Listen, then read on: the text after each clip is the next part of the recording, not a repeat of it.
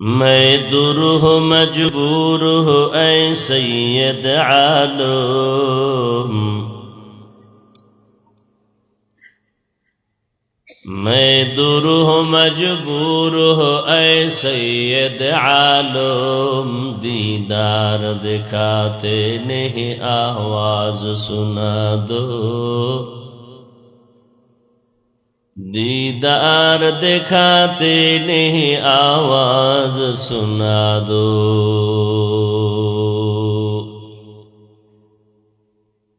मैं सूरत यूसुफ को नहीं चाहने वाला,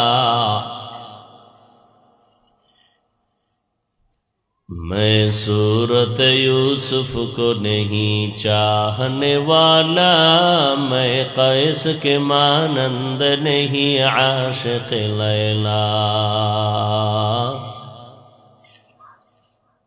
मैं कैस के मानंद नहीं आशिक लैला।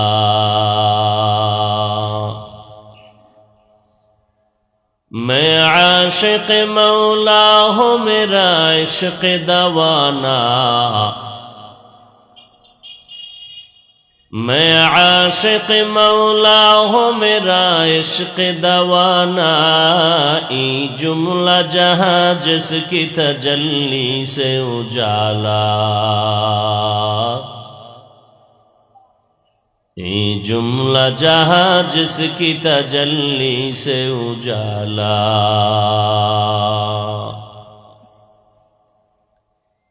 उल्फत में बराबर के वफा हो के जफा हो, उल्फत में बराबर के वफा हो के जफा हो।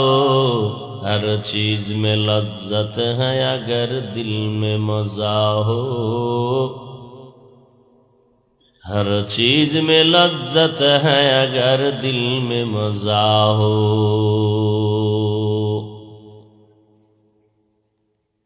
অধ্যকার 2 দিন ব্যাপী ওয়াজ মাহফিলের আজ সমাপনী দিন 27 অক্টোবর 2023।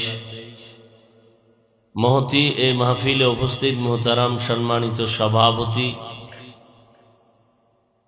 পীরে কামেল হযরতুল আল্লাহ মুফতি শফিকুল ইসলাম দামাত বারাকাতুহুম,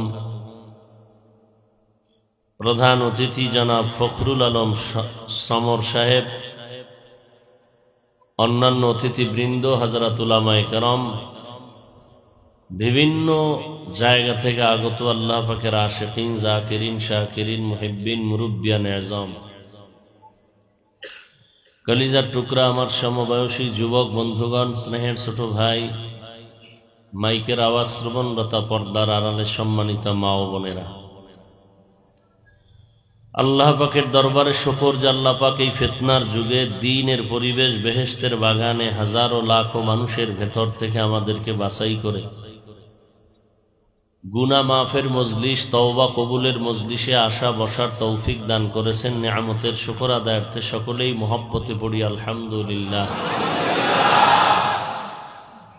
দরুদ ও সালাম সৈয়দুল মুরসালিন, রহমাতুল লিল আলামিন, শফিউল মুজনিবিন, খাতামুন নবিয়্যিন, সৈয়দুস সাকালাইন, ইমামুল মুরসালিন, শফিয়ে আজম, রসুল আকরম, রহমত আলম, নবীউল আরব আল আজম, হাবিব কিবরিয়া, আশরফুল আম্বিয়া, সৈয়দুল আম্বিয়া, হযরত মুহাম্মদুর রাসূলুল্লাহ সাল্লাল্লাহু আলাইহি ওয়া আলিহি ওয়াসাল্লামের উপর সর্বোপরি শুকর যাদের অক্লান্ত পরিশ্রমের মাধ্যমে আজ সুন্দর আয়োজন, সময়, পরামর্শ, অর্থ দিয়ে দোয়া করে উপস্থিত হয়ে মাইক, লাইট, প্যান্ডেলের ব্যবস্থাপনার মাধ্যমে সহযোগিতার হাত যারা বাড়িয়েছেন, এলাকার যুবক, বৃদ্ধ, ব্যবসায়ী, শ্রমিক, চাকুরিজীবী, বিভিন্ন শ্রেণী পেশার মানুষ, জনপ্রতিনিধি, প্রশাসন, উলামায়ে হযরত, আইম্মায়ে মাসাজিদ, মাদ্রাসা কর্তৃপক্ষ, প্রত্যেককেই আল্লাহ পাক রব্বুল আলামিনের খিদমতের বরকতে দুনিয়াতে শান্তি, পরকালে চিরমুক্তির ব্যবস্থা করে দিন।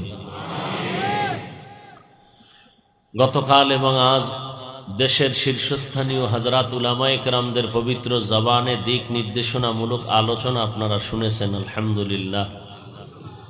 উলামায়ে কেরামদের কথাগুলো আমাদেরকে সহি তরিকায় আমল করার তৌফিক দান করেন। উলামায়ে কেরামদের ইজ্জতকে আল্লাহ পাক হেফাজত করেন। উলামায়ে কেরামদের ইজ্জতকে যারা নষ্ট করার চক্রান্ত করে, বিশেষ করে মিডিয়ার মাধ্যমে, আল্লাহ তাদেরকে হেদায়াত দান করেন। আল্লাহর ইলমে যদি তাদের জন্য হেদায়াত না থাকে, তাদেরকে ধ্বংস করে দেন। পরিশেষে আমি দোয়ার জন্য হাজির হয়েছি এবং সংক্ষিপ্ত আলোচনার নিয়তে কোরআনে হাকিমের এক আয়াতংশ তিলাওয়াত করেছি।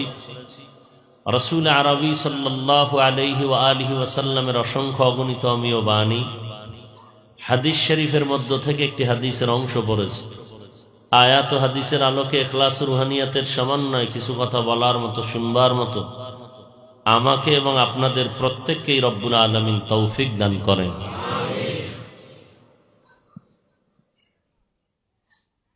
ফামান কানা ইয়ারজু লিকা রাব্বিহি ফালইআমাল আমালান সালিহা। আল্লাহ পাক রসুলের মাধ্যমে বলাইতেছেন, হে রসুল, উম্মতকে বলেন, যারা তার রবের সাথে মোলাকাত করতে চায় তাদের জন্য করণীয় কি? নেক আমল, বর্জনীয় শিরিক থেকে ফিরে থাকবে।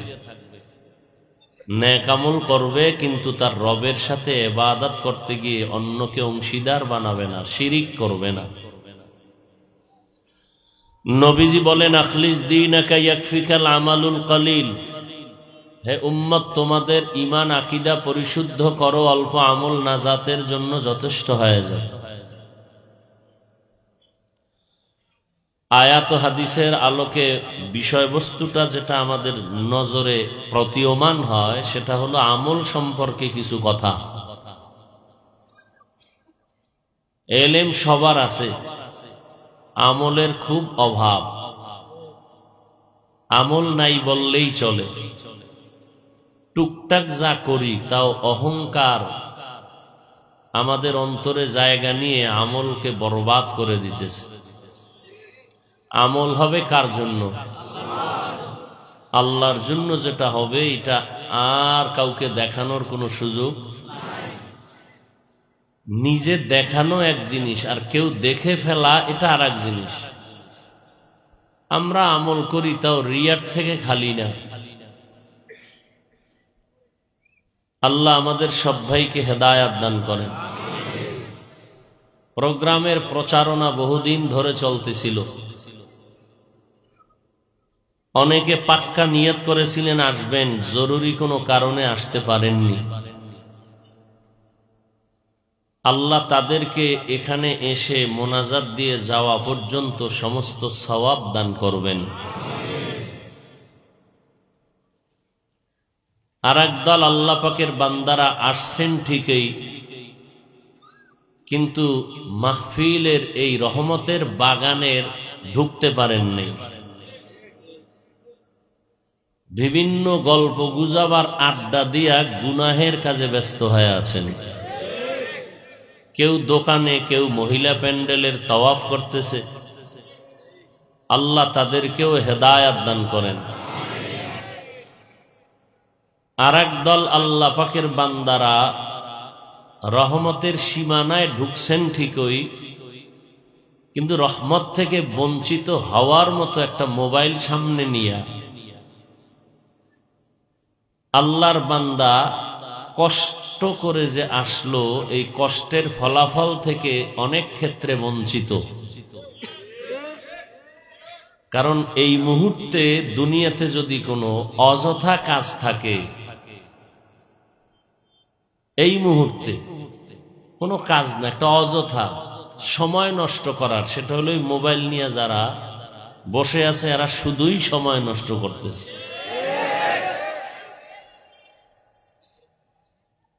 কে বলেছে যে শয়তানে যারে ধরে কাম থুইয়া আকাম করে? এই মোবাইল হাতে নিয়ে সময় নষ্ট করার কোনো ন্যূনতম যুক্তি নেই। বুদ্ধি থাকলে এই কাজ করে না। বুদ্ধির অব্যস্ত এই একটা বেহেশতের বাগানে আসার পরেও আর একদল আল্লাহর বান্দারা মোবাইল না বসছেন, বয়ানও শুনবেন, কিন্তু সব থেকে দামি একটা সম্পদ হারিয়ে চলে যাবেন। ঘন্টাকে ঘন্টা বয়ান শুনবেন, কম হলে ঘড়ির কাঁটা ধরে বলবে আরো করেন, কিন্তু মোনাজাত না দিয়ে চলে যাবে।